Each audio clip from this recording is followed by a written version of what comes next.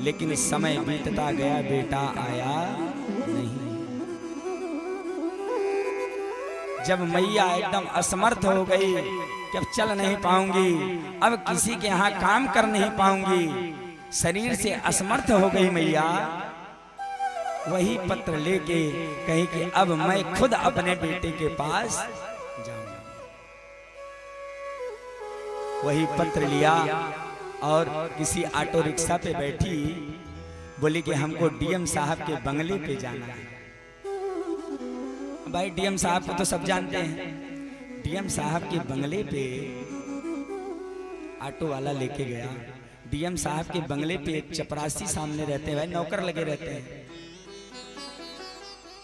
कहा कि मुझे डीएम साहब से मिलना है। बोले अरे डीएम साहब से ऐसे लोग थोड़ी ना मिल पाते हैं, तुम काली कलौटी और एक आंख की अंधी डीएम साहब से कैसे मिल जाओगी? बोले वो मेरे बेटे हैं, वो मेरा पुत्र है। उस चपरासी ने कहा क्या प्रमाण है कि वो तुम्हारा पुत्र है? वही जो पत्र आता था, वही पत्र मैया लेके गई थी और वही पत्र उस चपरासी को दिखाई कि इसमें एड्रेस लिखा हुआ है, यहीं से पत्र मेरे पास आता था। अब महाराज इतने में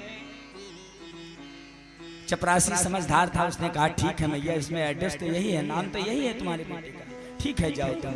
मैया जैसे ही जो 2 मंजिला था ऊपर गई तो पालने में नाती खेल रहा था और मैया ने उस नाती को उठाया, अपने गेंद में लालन पालन करने लगी। अब जो नाती था वो जोर जोर से रोने लगा। इतने में बेटा दौड़ते हुए आया, बहू किचन में थी, वो भी दौड़ते हुए आई और उस मैया के हाथ से अपने बेटे को छीन लिया और उसको धक्के देके गिरा दिया। कह रहे कौन है ये बुढ़िया, कहीं बच्चे पकड़ने वाली तो नहीं आ गई है यहाँ पे, इसको बाहर निकालिए, कैसे यहाँ आ गई? इस प्रकार से उसको धिक्कार दिया। और बेटा क्या कहता है कि ये मेरी माँ नहीं है। बहू कहती तो काली है, कलूटी है, ये अंधी है, ये आपकी माँ ऐसी होती है, ऐसी माँ है, ऐसे परिवार से आप बिलोंग करते हो? बेटा ने कह दिया ये मेरी माँ नहीं है। मैया ने सोचा कि अब जो है हमारा कोई सहारा नहीं है। जब बेटा ही ये कह दिया कि ये मेरी माँ नहीं है, अब मेरा कोई सहारा नहीं है। महाराज नीचे आई तो घर में आजकल लोग गेस्ट रूम बहुत बढ़िया बनाते हैं ना, अतिथि रूम। मैया ने देखा कि नीचे गेस्ट रूम खुला हुआ है, उसी रूम में गई और उस चपरासी को फिर बुलाई, बोली 2 अक्षर का पत्र मेरा और लिख दीजिए। बोले क्या लिखना है? बोले इसमें ये लिख दीजिए कि बेटा जिस मैया को तुम काली कलूटी अंधी कह रहे हो, जब तुम्हारा जन्म हुआ था तो तुम्हारी एक आंख नहीं थी, तुम्हारी खुशी के लिए मैंने अपनी आंख दे दी थी।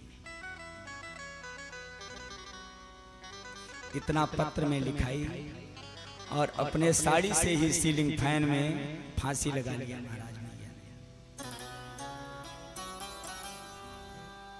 मृत्यु हो गई तो शोर मचा। डीएम साहब और उनकी पत्नी आई, हाथ में जो पत्र था उस पत्र को जैसे ही पढ़े, डीएम साहब वहीं धड़ाम से गिर पड़े। इतने पर भी मैया ये कहते हुए उसकी मृत्यु हुई कि मेरा बेटा, मेरी बहू, मेरा नाती ये सब सुखी रहे। ये मैया का हृदय होता है, ये माँ का प्रेम होता है। और गर्भ में है तो भी लात मार रहे हैं और गर्भ से बाहर निकले हैं तो भी माता पिता को मार रहे हैं। कहे माँ ने हमको जन्म दिया है, माँ को कभी भुलाना। और माता पिता की ही देन है कि इस मंच पे हम बैठे हुए हैं, मेरे माँ की देन है ना। संस्कार कौन देता है? संस्कार माँ ही देती है, संस्कार माँ से ही मिलता है। और मेरी माँ की देन है कि हम यहाँ बैठे हुए हैं। इसलिए हम कहते हैं कि माँ ने हमको जन्म दिया है, माँ को कभी भुलाना ना। माँ से बढ़कर इस दुनिया में कोई और खजाना ना। माँ ने हमको जन्म दिया, माँ को कभी भुलाना ना। माँ ने हमको जन्म दिया है, माँ को कभी भुलाना ना। माँ से बढ़कर इस दुनिया में, माँ से बढ़कर इस दुनिया में कोई और ठिकाना ना।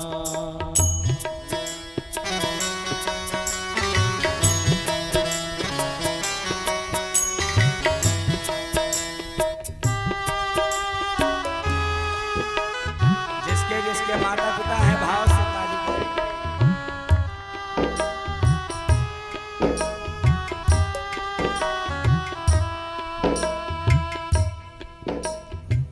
माँ ने हमको जन्म दिया है, अपना दूध पिलाया है। माँ ने हमको जन्म दिया है, अपना दूध पिलाया है। माँ ने हमको जन्म दिया है, अपना दूध पिलाया है। माँ ने हमको जन्म दिया है, अपना दूध पिलाया है। मेरे खुशियों के खातिर माने, मेरे खुशियों के खातिर माने लाखों कष्ट उठाया है। मेरे खुशियों के खातिर आपको कष्ट उठाए, लाख मुसीबत सह लो, लाख मुसीबत सह लो। माँ को कभी भुलाना ना। माँ से बढ़कर इस दुनिया में कोई और खजाना। माँ से बढ़कर इस दुनिया में कोई खजाना।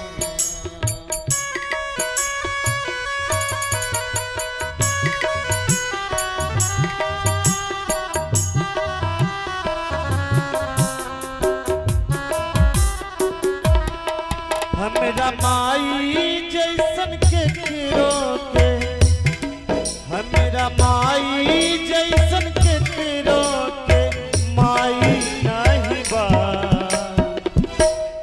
हुआ भागा बाटे, हुआ भागा बाटे, जिकरो के माई नहीं बा। हुआ भागा बाटे, जिकरो के माई नहीं बा।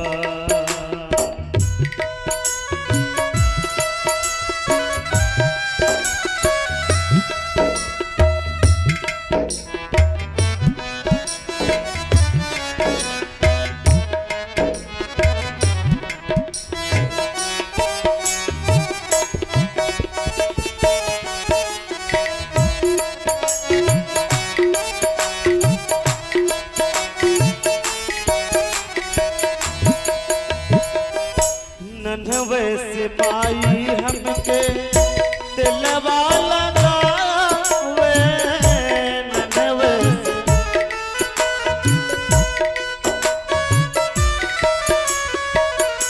झूम जाती हमें केहू दूधवा पियावे।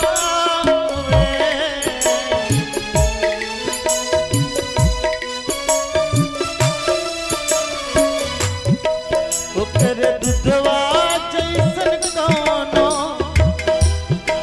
माई के दूधवा